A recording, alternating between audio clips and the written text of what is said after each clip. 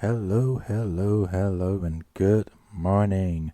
You're listening to KC Genesis in the AM. I'm your host, KC Genesis. I really do like the intro. I mean, I have the music or the sound effects or anything like that, but I fucks with it. And hopefully you guys fucks with it too. Especially the ones, that has been giving me some really nice impressions on my past few videos. And yeah, I'm still paying for that one that one that one episode that I missed on Monday. Excuse me, I'm trying to take this hot ass jacket off. I know it's in the morning, but I got cold later on. I got cold like earlier than like I just got off work, okay, and then I put on a jacket because it was like kind of cold in my apartment, and so now I'm warm.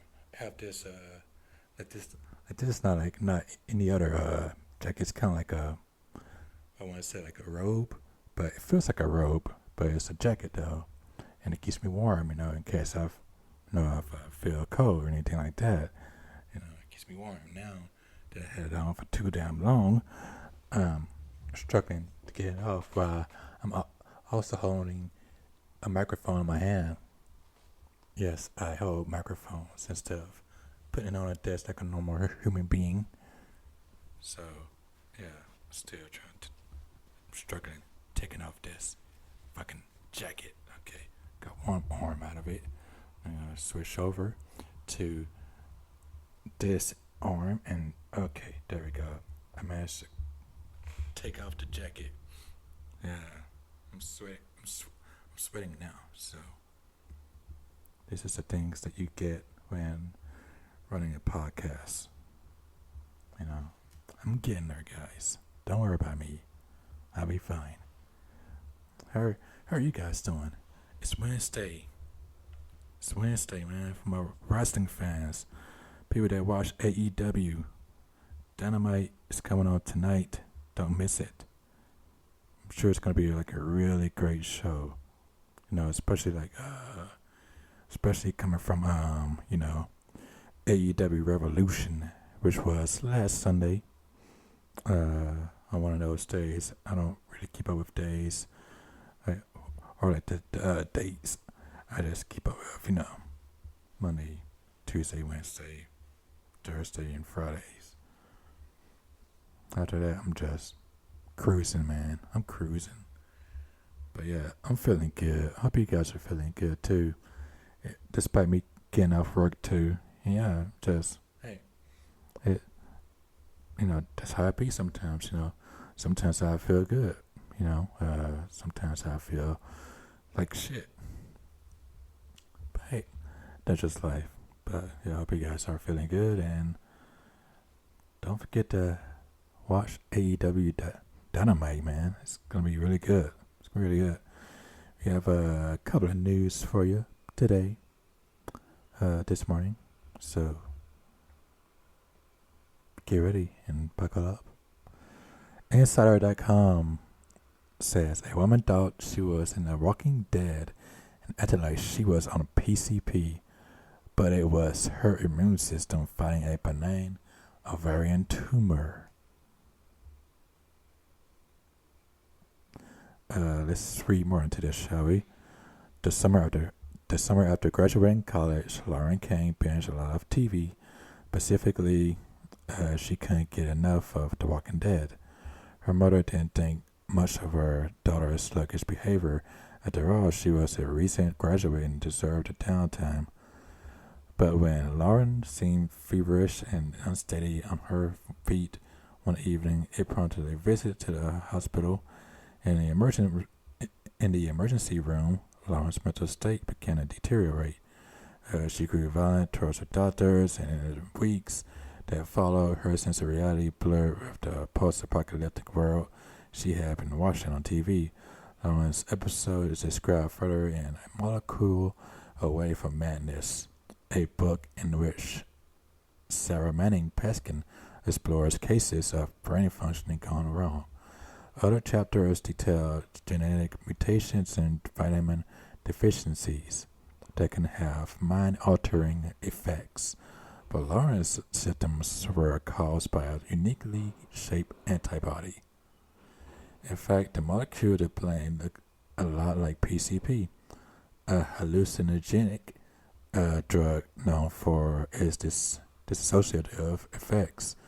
Lawrence's delusions of fighting zombies, punctuated by episodes of unprovoked aggression, resembled a drug-induced episode, her doctors noted.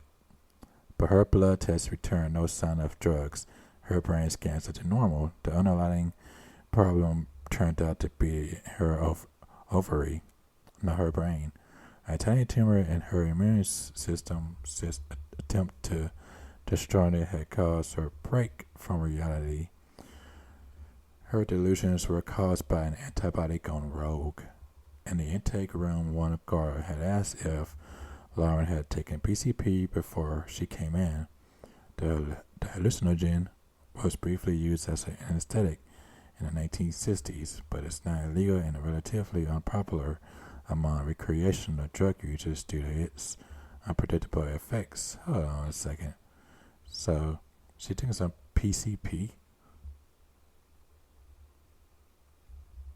Oh wow, okay, well that's something. Lawrence's symptoms matched the fractured sense of reality experienced by PCP users in the chapter A Zombie Apocalypse. Peskin wrote of how the drug blocks a receptor in the brain that typically filters fact from fiction. But now they all make sense now. So, so her behavior was caused by PCP.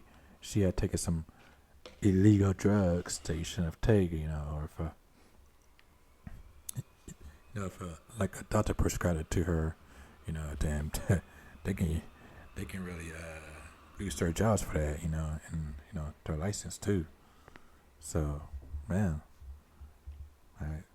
that I can see how she's acting like a zombie, because she did drugs, and of course her ovaries too.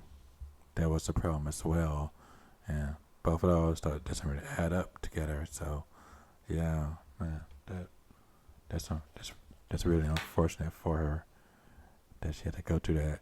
I think I've been in a certain situation like that too.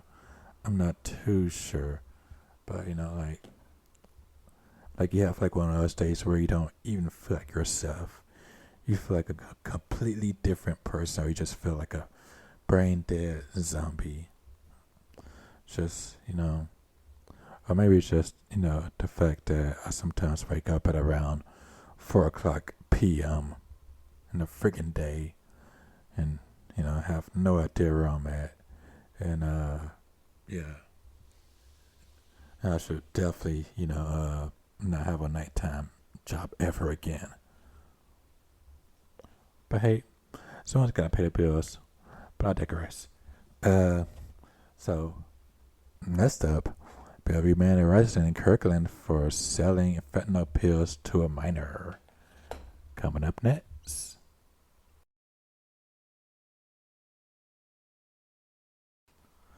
Good morning and welcome back. You're listening to the AM show. I'm your host, Casey Genesis.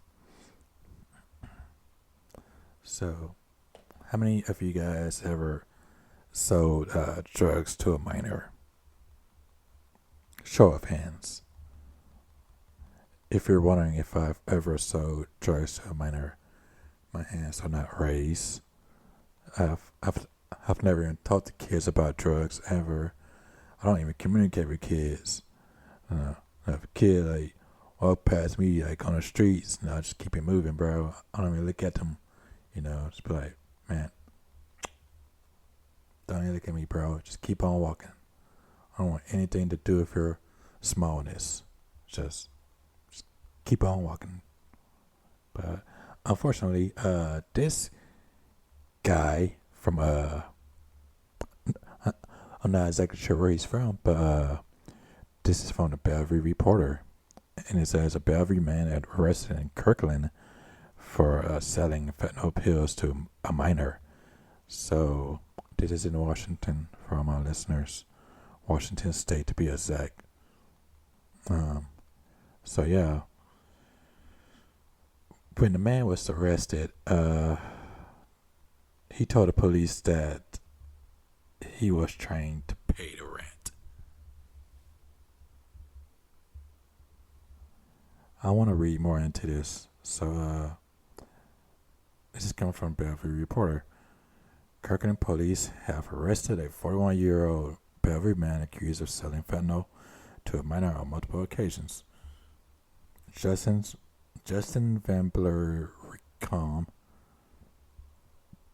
I think that's his name. His last name, his first name is Justin, so it's called Justin. Justin has been charged with 2 violations of the Uniform Controlled Substances Act by the King County Prosecuting Attorney's Office after allegedly selling narcotics to a 16-year-old boy who was categorized as a family friend and charging documents. That explains it. He sold it to a 16-year-old. He's still a minor. But yeah, it makes sense, 16-year-olds will have money, or, if they don't have money, then they'll get it from their parents' purse or whatever, or pocketbook. February was apprehended when the mother of the 16-year-old he had sold pills to was suspicious that her daughter was under the influence of drugs, and it was a little girl too. The mother admitted to using the pills and gave the pills she had to her mother, who tested the drugs for fentanyl. The test came back positive. So the mother admitted to using the pills and gave the pills she had to her mother, who tested the drugs for fentanyl. Wow. Damn. Come on, dude. Do better. The 16-year-old was reportedly told the pills were Percocets, but did not know the pills contained fentanyl. Justin had been communicating with the minor over Facebook Messenger. According to charging documents, he told the minor that he would provide her with fentanyl test kits and Narcan after she raised concerns of a student that had overdosed her at school. Charging documents also suggest the minor was helping him sell drugs to her peers. He also reported sold drugs within a few hundred feet of Robert Frost Elementary School, a violation of a drug-free school zone. When police told the defendant that he was being arrested for, he stated, "I was just trying to pay my rent." Justin's conviction history includes multiple assault charges of varying degrees, robbery, and domestic violence harassment. The arrangement for the defendant is at 8:30 a.m. on March 21st, in the room E1201A of the King County Courthouse. In consideration of how we voice our opinions in the modern world, we've closed comments on our website. Okay, and just go on and on from the Bellevue Reporter about that. So, yeah, man, don't be selling your shit to kids. I don't care what age they are. Whether they're like, teenagers, or yeah, even if they're like 18 years old, don't sell it to them. I don't care if you had to pay a rent to be late, or